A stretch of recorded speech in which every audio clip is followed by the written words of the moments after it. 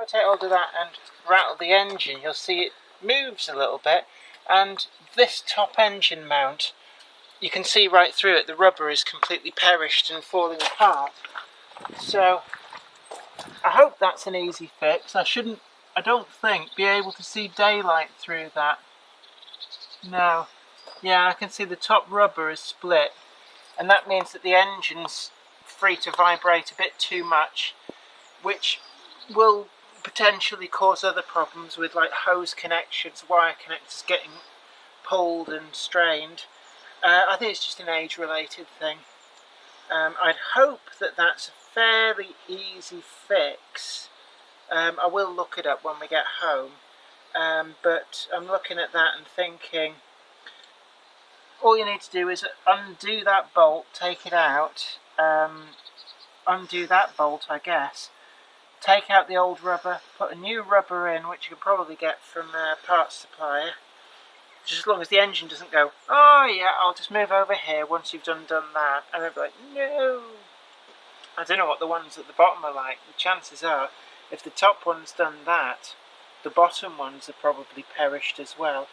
But fix what you can see first, and that definitely needs fixing. So still waiting on the top engine mount, picking that up tomorrow from Volvo, and then I'm going to be having a go at replacing that. I do hope it's a fairly straightforward job, but at least you can see it, at least it's on top of the engine.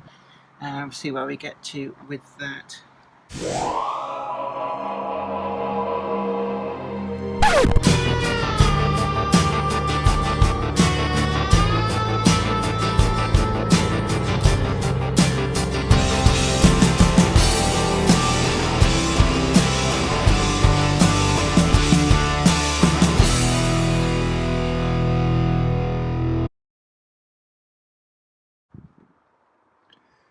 That's the new engine mount fitted in, and boy did that take some work.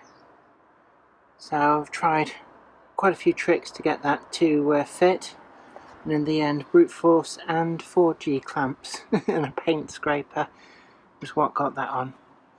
What you can see here is the remains of the old engine mount, so that's the bit that goes quite a snug fit. The bit that's missing there, that I cut out to be able to remove it because I don't have a press, but the missing inner bit, which is this bit here, almost completely detached, that was the wear and tear that was causing the engine to slop about, so definitely did need doing. The method for getting that out was once I'd cut out this slot, it came out fairly readily actually, so that wasn't too bad. Now I did try freezing the new one to try and make it shrink down so that it would be easier to fit. Unfortunately the new one seemed to be slightly larger diameter than the old one, and in the end you can see I resorted to a number of G-clamps to try and squeeze it in. A very difficult manoeuvre, having to tighten each of the 4 G-clamps in turn so as not to twist the new engine mount. I would show you how I did it, but it was quite long and arduous, and I'll be honest with you, it is not a method that I would recommend, nor would I do it again.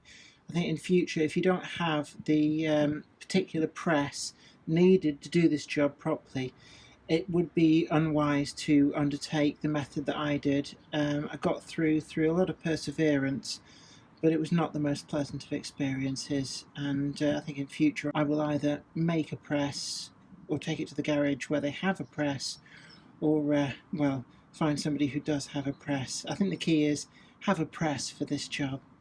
So how are you going? Really well actually. I'm just buffing up using some cutting paste the rear wing that I did this morning. It's had the base coat on, it's had the lacquer put on, and this is now final polishing prior to waxing the car, getting everything nice, so it should come up in a really nice shine. That's the theory.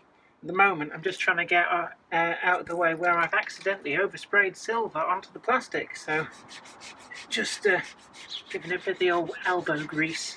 Should come off. Good luck.